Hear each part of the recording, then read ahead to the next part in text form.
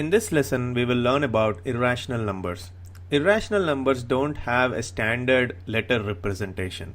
Some mathematicians chose Q dash or Q complement to represent irrational numbers. Q, as you know, is rational numbers and Q dash is irrational numbers. And some of them also use S to represent irrational numbers. So what are irrational numbers? Irrational numbers are numbers that cannot be expressed in the form of P by Q. Rational numbers are numbers which can be expressed in the form of P by Q, whereas irrational numbers cannot be expressed in form of P by Q. So what do we mean? So when can a number not be expressed in the form of P by Q? Let's look at an example. Consider root 2. If you see root 2 in a decimal form, it is 1.414213 and so on.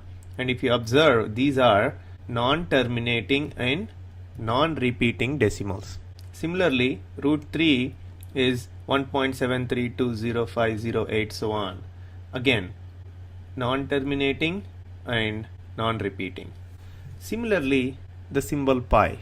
You have used pi in many of your mathematical formulas, like area of a circle is pi r square. And the decimal form of pi is 3.1415925 and so on. Again, a non-repeating, non-terminating decimal.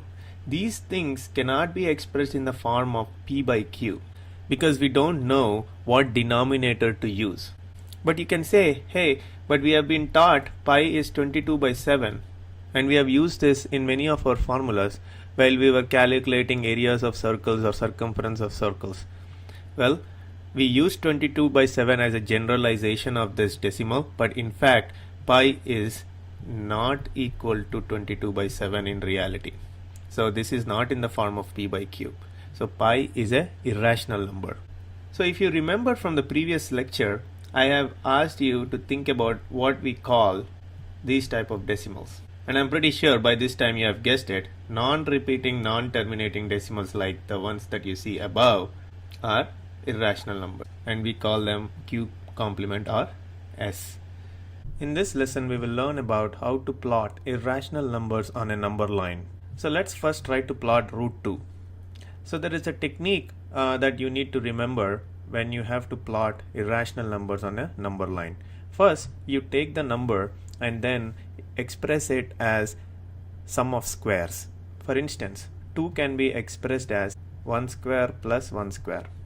And then we begin by constructing a square whose side is 1. So OABC is a square whose side is 1.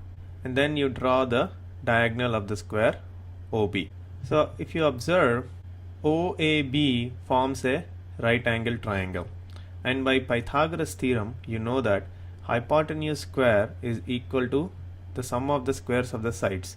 So in this right angle triangle, h square is equal to a square plus b square, and h is equal to root of a square plus b square. You apply the same theorem to the right angle triangle OAB, and the sides over here are 1 and 1. So OB turns out to be h is equal to root of 1 square plus 1 square, which is root 2. So your OB is root 2. Then you draw a circle with center O and radius OB, and that circle intersects the number line at 2 points, one on the right side of O and one on the left side of O. The point at which it intersects the number line on the right side of O is your root 2, and the point at which it intersects the number line on the left side of O is minus root 2. So in this way you can plot the irrational number root 2 on the number line.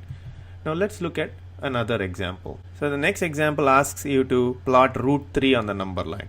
And again, the first step is to express 3 as a sum of squares. We know that 3 can be expressed as 1 square plus root 2 whole square, which is nothing but 3. So we need to construct a right angle triangle whose sides are 1 and root 2.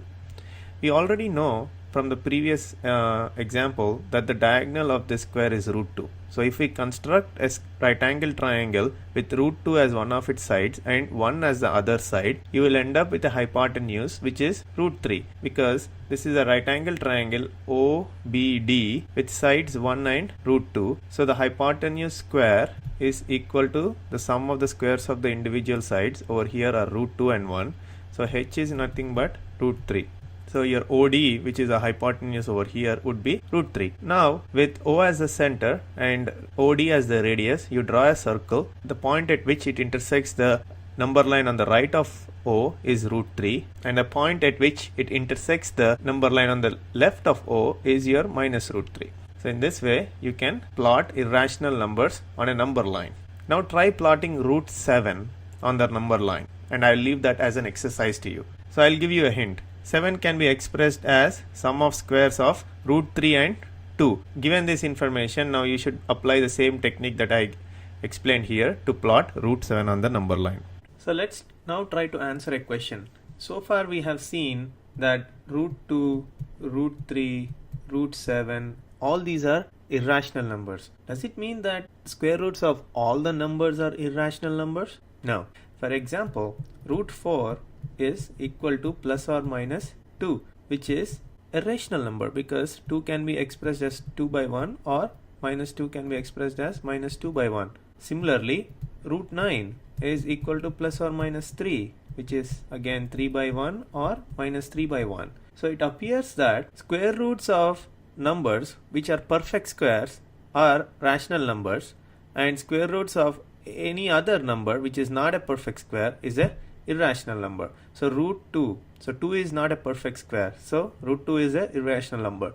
Similarly, root 3, root 7, square 5, 11, 12, 14, all these are not perfect squares. So square roots of all these numbers will result in a irrational number. Now let's try to answer another question. If I give you two numbers and I ask you to find an irrational number between those two numbers, how would you do that? It's very easy.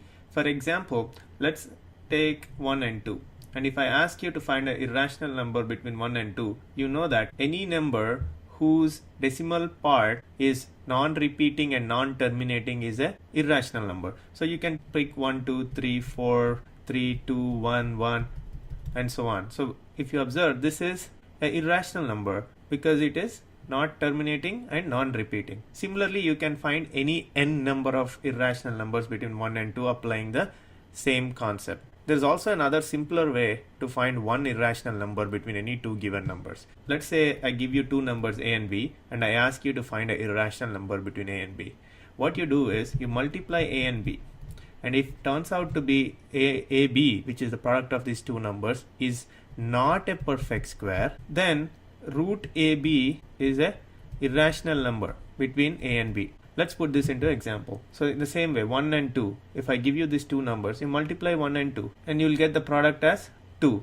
So 2 is not a perfect square, so root 2 is a irrational number between 1 and 2. We know that root 2 is 1.414, so on. So it lies between 1 and 2. In this way, you can find an irrational number given two numbers. This brings us to the end of this lesson, and in the next lesson, we will look at an example where we will categorize numbers based on their type.